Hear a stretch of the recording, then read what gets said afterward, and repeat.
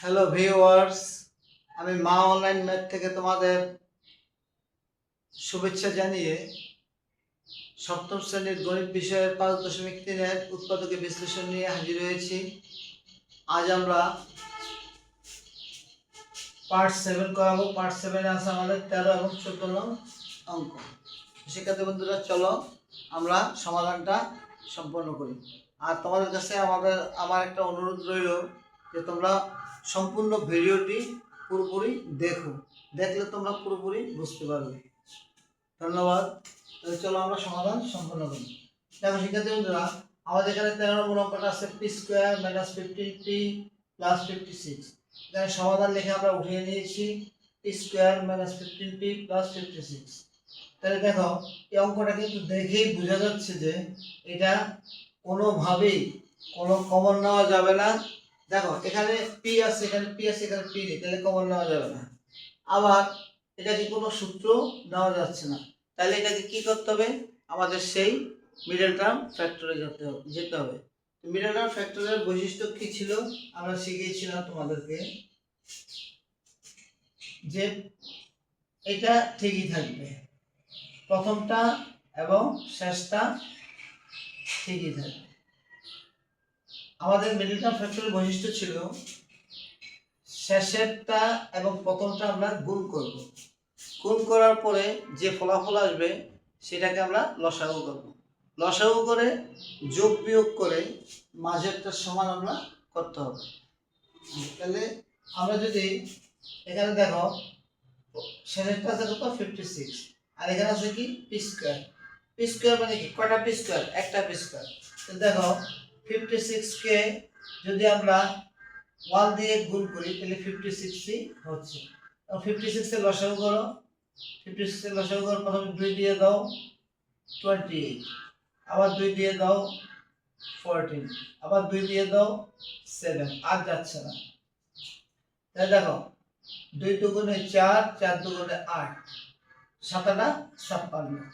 তাহলে আমাদের এখানে এমনভাবে আমাদেরকে যোগ বিয়োগটা করতে হবে যেন আমাদের এই -15 হয়। তাহলে এখানে কত হচ্ছে? 2 দুগুণে 4, 4 দুগুণে 8, 7 আটা 56। তাহলে আমরা এটাকে লিখতে পারি -8p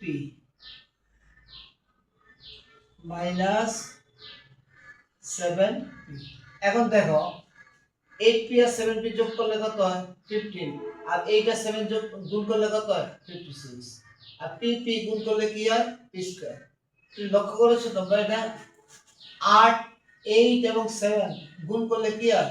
57। আমরা বলেছিলাম যে প্রথম সংখ্যা এবং শেষ সংখ্যা গুণ করলে যেন এই শেষেরটা হয় এবং প্রথমটা হয়, আর যোগ বিয়োগ করলে যেন মাঝের সমান হয়। তাহলে দেখো 8 আর 7 গুণ করলে কি হয়? 7 আটা 56, এই দেখো 56। p গুণ করলে কি হয়? p², দেখো এই যে p²। আবার দেখো -8p আর -7p দুইটাকে একত্র করলে কি হয়? -15p। এখন আমাদের কাজ হচ্ছে কি? কমন নেওয়া। এখন দেখো এই দুইটার মধ্যে আমাদের কি কমন আছে? এই দুইটার মধ্যে আমাদের p কমন আছে, তাহলে আমরা p কমন নিলাম। আমরা শিখিয়েছিলাম কিভাবে কমন নিতে। কমন কথাটার অর্থ হচ্ছে ভাগ। তাহলে আমরা যদি p² কে p দ্বারা ভাগ করি তাহলে p দিয়ে p² কে কাটলে শুধু থেকে যায় p। আমরা লিখে দেব এখানে p, মাইনাসের মাইনাস। এখন এখানে 8টা p আছে, 8টা p থেকে তুমি একটা p 8p, 8p থেকে তুমি p নিয়েছো, তো রয়ে গেল কি 8।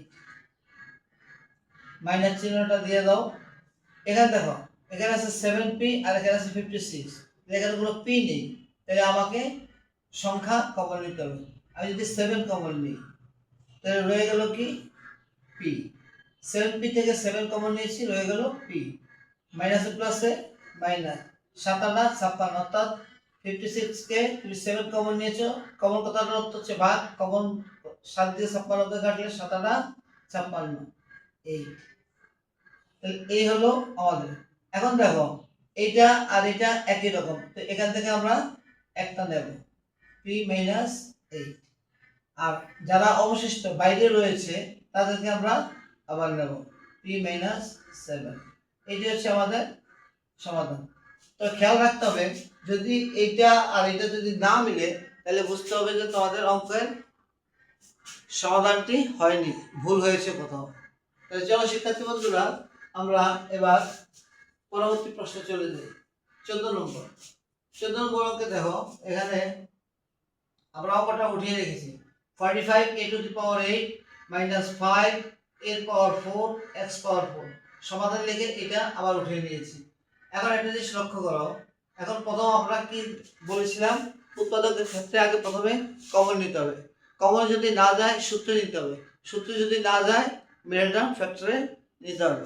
তাহলে আমরা প্রথমে দেখি কমন যায় কিনা। দেখো এখানে আছে 45 a টু দি পাওয়ার 8, এখানে আছে 5 a to the power 4 x to the power 4, এখানে কোনো x টু দি পাওয়ার 4 নেই। তাহলে আমার এখান থেকে 5 টাকে আমার কমন নেওয়া যায়, সংখ্যা হিসেবে 5 কে আমি কমন নিয়ে নিলাম। এরপর দেখো আর কি নেওয়া যায়, এখানে আছে a টু দি পাওয়ার 8, এখানে আছে a টু দি পাওয়ার 4, তাহলে a টু দি পাওয়ার 4 কে আমরা কমন নিতে পারি। নিলে আমাদের কি থাকতেছে দেখি আমরা। দেখো আমরা একটু এখানে রাফ করি,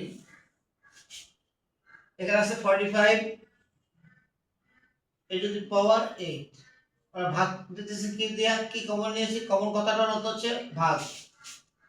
সেজন্য কমন কমন কমন কমন কথাটার অর্থ হচ্ছে ভাগ ভাগ ভাগ।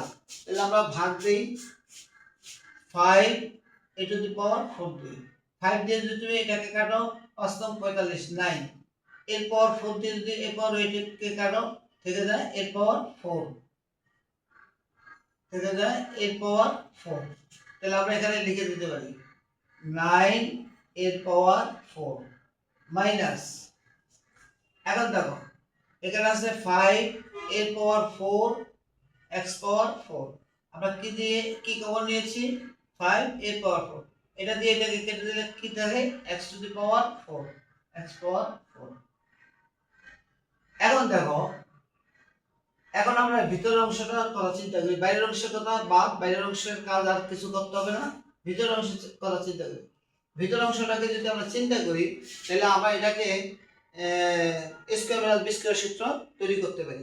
কিভাবে দেখো, আমি একটা লাইন করি তোমরা দেখো, 5 a to the power 4, second bracket দিলাম, ফার্স্ট ব্র্যাকেটে আমরা যদি 3a square whole to the power square দেই minus x square whole to the power square দেই, তাহলে আমাদের কি হচ্ছে দেখো 3a square whole to the power square, অর্থাৎ 3a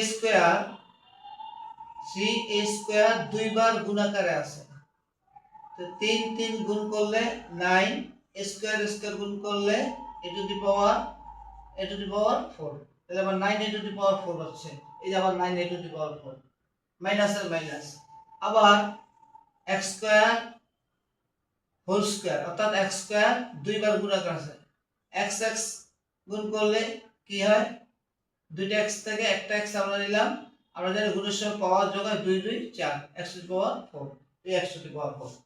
এখন শিক্ষার্থী বন্ধুরা আমরা এই পুরো 3a স্কয়ার কে a ধরব এবং পুরো x স্কয়ারটাকে আমরা কি ধরব b ধরব।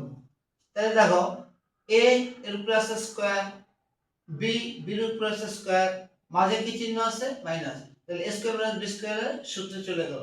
তাহলে a স্কয়ার মাইনাস b স্কয়ারের সূত্র আমরা কি জানি, এটা যা আছে তাই লিখে দাও, 5a to the power 4, a square minus b স্কয়ারের সূত্র কি জানি আমরা, a প্লাস b, a হচ্ছে কে 3a square a plus b, 3a square plus x square, আর b হচ্ছে কে 3a square minus x square. তাহলে এই যে আমরা সূত্রকে ভাঙিয়ে নিলাম, ভাঙানোর ফলে কি হইলো, আমাদের এই ফলাফলটা আসলো। তাহলে এটি আমাদের কি অ্যানসার। শিক্ষার্থী বন্ধুরা এক অত্যন্ত সুন্দর নিয়মের অঙ্ক, তবে তোমাদের কাছে অনুরোধ তোমরা ভিডিওটি পুরো দেখো, ভিডিওটি পুরো দেখলে তোমরা সমাধানটা আরো তোমাদের কাছে সহজ হয়ে উঠবে। তো শিক্ষার্থী বন্ধুরা যাই হোক, ধন্যবাদ। আজকে আমরা এই পার্ট 7 শেষ করেছি। আগামীতে আমরা পার্ট 8 নিয়ে তোমাদের সামনে হাজির হব। তবে তোমাদের যদি ভিডিওটি দেখে ভালো লাগে তোমরা অবশ্যই আমার ভিডিওটিতে একটা সাবস্ক্রাইব করে দিও, আর লাইক, কমেন্টস এবং শেয়ার দিয়ে দিও। ধন্যবাদ। আগামীতে নতুন পার্ট নিয়ে তোমাদের সামনে হাজির হব।